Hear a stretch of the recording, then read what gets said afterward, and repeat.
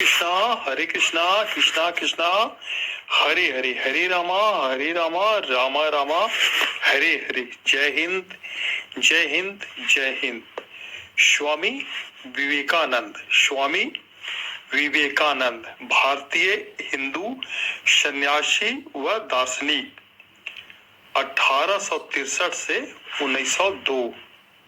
स्वामी विवेकानंद 12 जनवरी 1963 से 4 जुलाई 1902 वेदांत के विख्यात व प्रभावशाली आध्यात्मिक गुरु थे। उनका वास्तविक नाम नरेंद्र नाथ दत्त था। उन्होंने अमेरिका स्थित शिकागो में सन 1893 में आयोजित विश्व धर्म महासभा में भारत की ओर से सनातन धर्म का प्रतिनिधित्व किया था। उन्होंने रामकृष्ण मिशन की स्थापना की थी, जो आज भी अपना काम कर रहा है। वे रामकृष्ण परमहंस के सुयोग शिष्य थे। उन्हें 2 मिनट का समय दिया गया था, किंतु उन्हें प्रमुख रूप से उनके भाषण का आरंभ मेरे अमेरिकी बहनों और भाइयों जब शिकागो में 1893 में विश्व धर्म महासभा में भारत की ओर से सनातन धर्म का प्रतिनिधित्व कर रहे थे स्वामी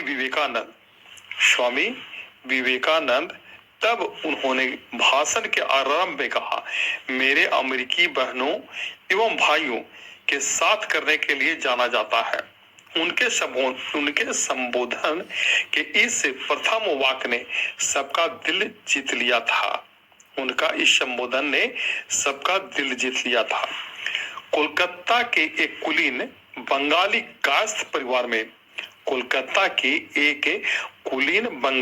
कायस्थ परिवार में जन्मे विवेकानंद आध्यात्मिक की ओर झुके हुए थे। वे अपने गुरु रामकृष्ण देव से काफी प्रभावित थे, जिनसे उन्होंने सीखा कि सारे जीवों में स्वयं परमात्मा का ही अस्तित्व है। इसलिए मानव जाति अर्थ जो मनुष्य दूसरे जरूरतमंदों को मदद करता है, जो दूसरे जरूरतमंदों की मदद करता है या सेवा द्वारा परमात्मा की सेवा की जाती है। रामकृष्ण की मृत्यु के बाद विवेकानंद बड़े पैमाने पर भारतीय उपमहाद्वीप की यात्रा की और ब्रिटिश भारत में तत्कालीन स्थितियों का प्रत्यक्ष ज्ञान प्राप्त किया। बाद में विश्व धर्म संसद 1893 में भारत का प्रतिनिधित्व करने संयुक्त राज्य अमेरिका के लिए प्रस्थान किया। विवेकानंद ने संयुक्त राज्य अमेरिका, इंग्लैंड और यूरोप में हिंदू दर्शन के सिद्धांतों का प्रसार किया और कई सार्वजनिक और निजी व्याख्यानों का आयोजन किया। भारत में विवेकानंद को एक देशभक्त सन्यासी के रूप में जाना जाता है और उनके जन्मदिन को राष्ट्रीय युवा दिवस के रूप में मनाया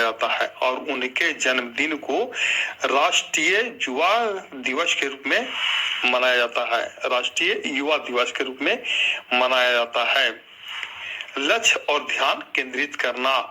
एक बार स्वामी विवेकानंद अपने आश्रम में सो रहे थे कि तभी एक व्यक्ति उनके पास आया, जो कि बहुत दुखी था, और आते ही स्वामी विवेकानंद के चरणों में गिर पड़ा और बोला, महाराज, मैं अपने जीवन में खूब मेहनत करता हूँ और हर काम खूब मन लगाकर भी करता हूँ, पर भी आज तक मैं कभी सफल व्यक्ति नहीं बन पाया।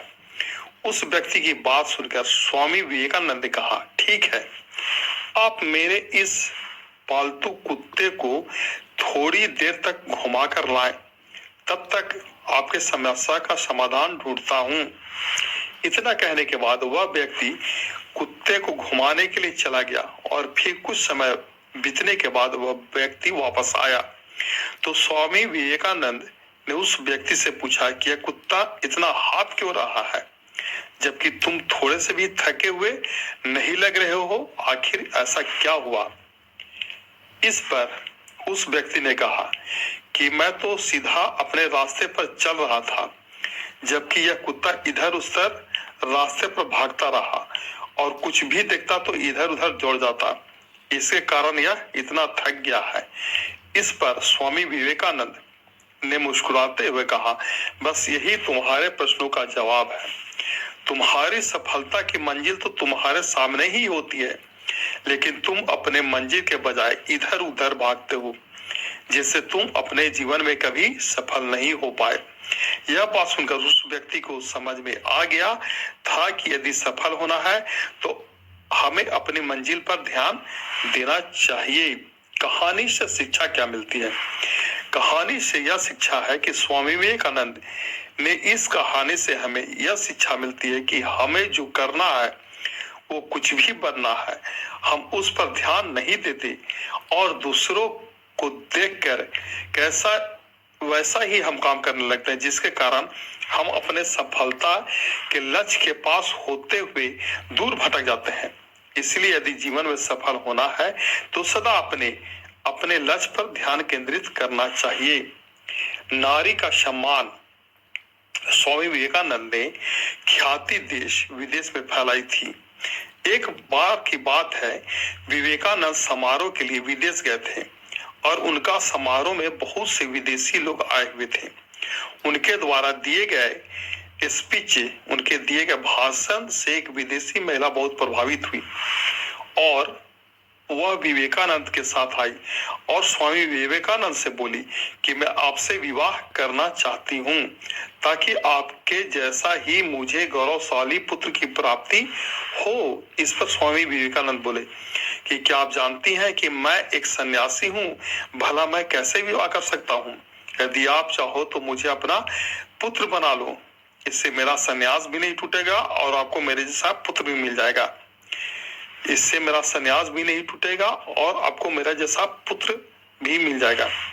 यह बात सुनते ही वह विदेशी महिला स्वामी विवेकानंद के चरणों में गिर पड़ी और बोली कि आप धन्य हैं, आप ईश्वर के समान हैं, जो किसी भी परिस्थिति में अपने धर्म के मार्ग से विचलित नहीं होते।